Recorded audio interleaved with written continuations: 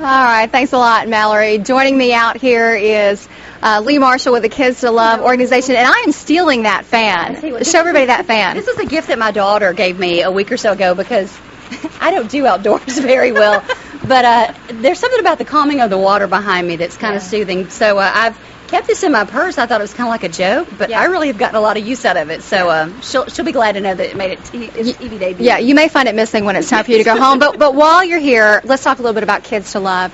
We had an opportunity to work together on the school supply drive last month. That's just one of the many things this organization does. For those who have not heard about it, what do you do? Well, and I want to thank you guys, all of you and Brad and everyone were out there for the supply drive. It was one of the most successful ones that we've had.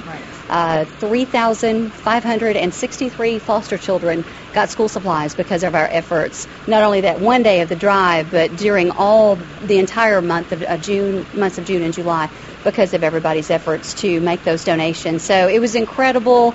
And I just really want to thank you. You guys were great to work with. Well, the community was so generous, and as they always are. And that's the thing about this community. People want to help. They just need to know how.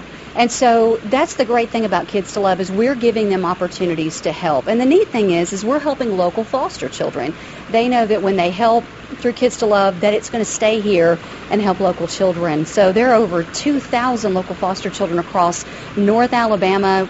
We get into the 3,000 numbers when we get into southern Tennessee. And these are kids that live in the shadows of our steeples right here at home. And so that's the neat thing about Kids to Love is we're able to help our local foster kids have things that otherwise they would go without. One of those things is college scholarships, because a lot of people, this is something they may not think about, but when you turn 18 or you're out of the foster care system, your help pretty much ends, but you're helping to send these kids to college. Right, and that was something that education is so important because these kids are in the situation they're in, no fault of their own. So we really feel like if we can give these kids educational opportunities, then that's going to give them the opportunity to break that cycle. So through college scholarships, we're able to help them on that next level.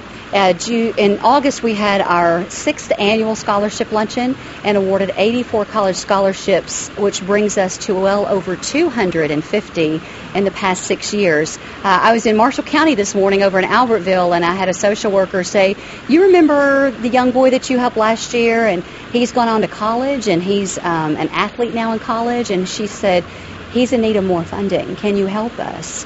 And through Kids to Love, where I was able to say yes. And so now what I can do is find out exactly what that child needs. I can go to the community and say, this is this boy. This is exactly what he needs. And every time our community responds.